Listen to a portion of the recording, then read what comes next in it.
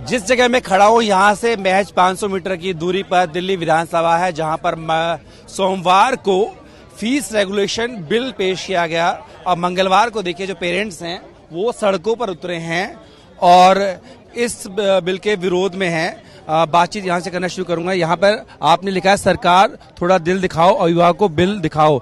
क्या कहना चाह रहे हैं? बिल्कुल सर हमें उम्मीद थी कि ये जो भाजपा की सरकार बनी है, बहुत लोगों ने इनको इसलिए ही वोट दिया था कि ये कुछ ऐसा करेंगे कि पेरेंट्स और स्कूल के बीच की लड़ाई खत्म हो जाए। पिछले 10 साल में ऐसी फीस नहीं बढ़ रही थी, लेकिन ऐसा क्या हो गया कि सरकार बदलते ही, भाजपा की सरकार आते ही एकदम से ऐसा कानून लेके आए जो अभिभावकों के फेवर में बिल्कुल भी नहीं है, और ऐसा प्रावधान कर दिया गया है कि कोर्ट के अंदर भी हम लोग नहीं जा सकते। आप बताइए, अगर दो बच्चों को अगर स्कूल में पढ़ाना है तो 1 लाख रुपए कम पड़ जाएगा बच्चों को पढ़ाने में। ये तो ऐसा कर रहे हैं कि बिल्कुल तानाशाही पे उतर आए हैं। तो ये बहुत ही गलत बात है, और ये जो काला कानून लेके आए इनको दिल्ली गवर्नमेंट को, भाजपा गवर्नमेंट को वापस लेना पड़ेगा। वैसे आपकी पिक्चर क्या कहना चाह रहे हैं? जी, विवेक जैन नाम है, डीपीएस में, डीपीएस रोहिणी। हाँ जी। ये क्या कहना चाह रहे हैं पिक्चर के जरिए? जी, पिक्चर यही हम दिखाना चाह रहे हैं कि जो बिल के अंदर पहले 3-4 प्रावधान ही है वो ही बिल्कुल गलत है।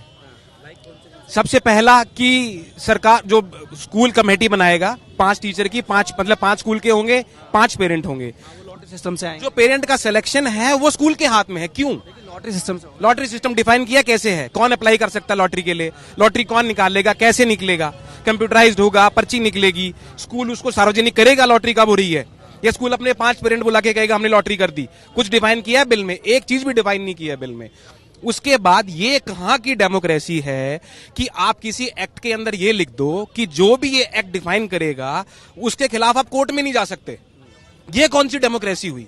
ये बिल में लिखने की क्या जरूरत थी कि कोई भी कोर्ट, कोई भी सिविल कोर्ट किसी भी एक्शन के इस बिल के खिलाफ नहीं जा सकता?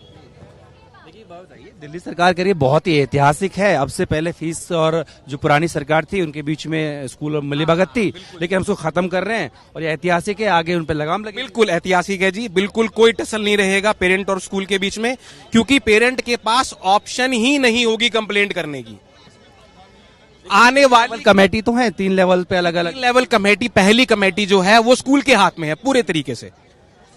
जब मान लो उसके अंदर अगर आपको कमी लग रही है, जो डिसीजन आया, तो आपको 15% इकट्ठा होना है। जो 15% है वो भी एक झूठी फिगर दिखाई दे रही है। एक स्कूल में अगर 2000 बच्चे हैं तो 15% 300 हुआ, पर 25% तो ईडब्ल्यूएस के हैं, उनको फर्क ही नहीं पड़ता, उनको तो फीस देनी नहीं। पर लेकिन हमारा जो नंबर है वो 300 ही रहेगा।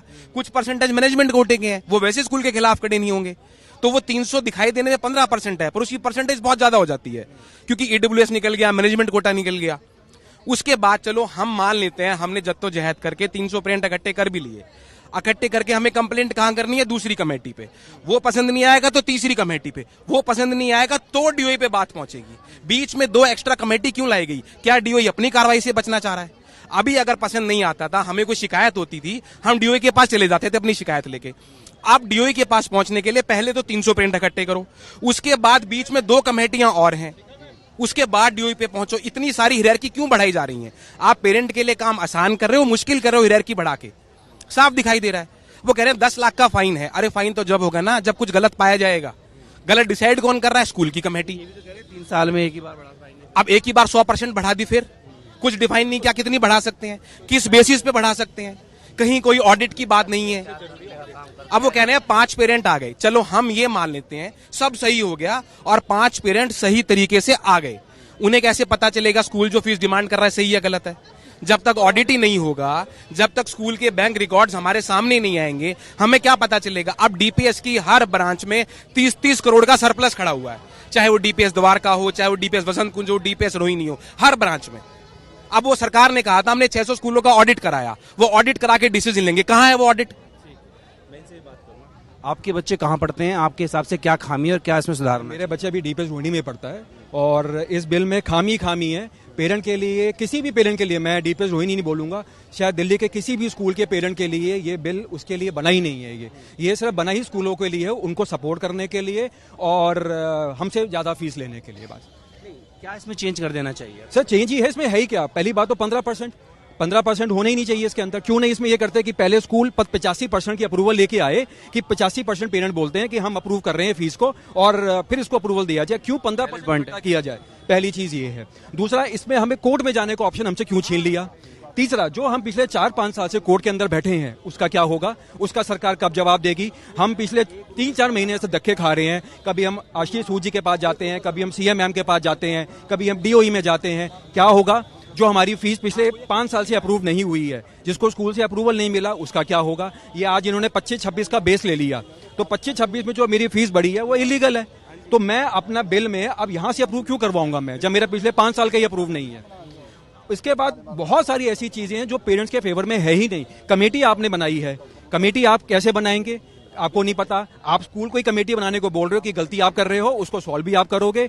आपने सेकंड कमेटी में डीओई को बनाया जो आज कुछ नहीं कर पा रहा, और वो कल क्या करेगा? तो ट्रांसपेरेंसी बिल्कुल भी नहीं है इसके अंदर।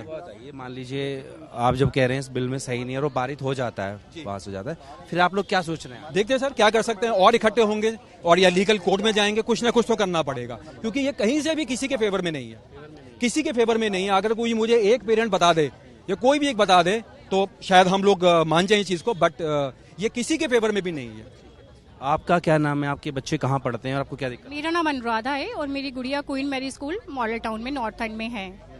सब प्रॉब्लम तो यही फीस को लेके ही सबको इशू हो रहे हैं, जो लगातार ये 4 ईयर से फीस इंक्रीज करते जा रहे हैं, 4-5 ईयर से, तो बहुत है। लास्ट ईयर हमारी गुड़िया की फीस हमने एडमिशन कराया था फॉर टाइम, तो 50,000 अराउंड थी, अब 93,000 हो गए सर लास्ट 4 ईयर्स में, तो ऑलमोस्ट डबल फीस हो गई है। उसको हम कहाँ से इतना मैनेज करेंगे?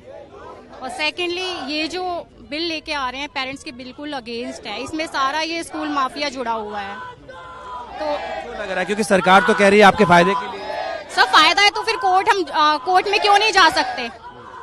हम डीओई ये ऑडिट क्यों हटा रहे हैं? अगर ये हमारे फेवर में है तो क्यों हटा रहे हैं ये? और एक बार तस्वीर दिखा दीजिए। यहाँ पर बहुत सारे पेरेंट्स हैं जो यहाँ पर जमा हुए हैं और इस तरह के होर्डिंग्स लेकर के आए हैं और बोल रहे हैं कि ये जो बिल है ये किसी भी तरीके से इनको स्वीकार नहीं है, और इसके पीछे की जो वजह है वो ये है कि स्कूलों को फायदा पहुंचेगा।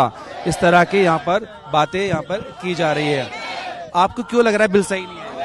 सर बिल इसलिए सही नहीं है, जब इलेक्शन आते हैं तब तो मंत्री हमारे आगे हाथ जोड़ते हैं कि हम जनता का साथ देंगे, लेकिन जब हमने हर तरफ हर जगह ऑर्डर कर ली, हमने हर कुछ कर लिया, केस तक लड़ दिया, केस में ऑर्डर हमारे खिलाफ हमारे फेवर में आ गया, लेकिन अब बिल जिस तरह से आ रहा है वो पेरेंट्स के खिलाफ है। अब हम ये जानना चाहते हैं कि अगर हम अपने बच्चों को 12-12 हजार रुपए 15-15 हजार रुपए फीस देंगे तो हम आम आदमी क्या खाएगा, कहाँ जाएगा? सरकार से मैं पूछना चाहती हूँ ये मिडिल क्लास के बच्चे कहाँ जाएंगे? हमें जवाब चाहिए। इसीलिए आज हम यहाँ खड़े हैं। हम कोर्ट में स्कूल हमारे साथ बहुत गंदा बिहेव करता है। जब हमारा केस चल रहा था तो हमसे केस चल रहा है, केस चलते हुए जब हमारे पास ऑर्डर हमारे फेवर में आ गया तो अब हमारे बिल की वजह से हम सब बेबस हो चुके हैं। तो हम शिक्षा मंत्री से ये अपील करना चाहते हैं कि वो ये बिल वापस लें। Thank you. आपके बच्चे कहाँ पढ़ते हैं और क्या आपको आपत्ति नजर आई? सर मेरे बच्चे महाराजा अग्रसेन मॉडल स्कूल पीतमपुरा में पढ़ते हैं। हमारे स्कूल की फीस हर साल बढ़ती है, 2020 से अब तक 200% फीस बढ़ चुकी है, और ये शिक्षा कानून आने से तो स्कूल अपनी मनमानी और करेगा, क्योंकि इसके अंतर्गत ये भी आ रहा है कि सारे ऑडिट खत्म किए जाएंगे। हमारे जो भी अधिकार हैं वो स्कूल को दिए जा रहे हैं। ऐसा लग रहा है ये बिल हमारे लिए नहीं, मतलब पेरेंट्स के लिए नहीं, स्कूल के लिए आ रहा है। जिस देश में खाना कपड़ा फ्री मिल सकता है बट एजुकेशन फ्री नहीं मिल सकती, तो हम माननीय मुख्यमंत्री जी से ये निवेदन करेंगे कि इस बिल को तुरंत वापस लें।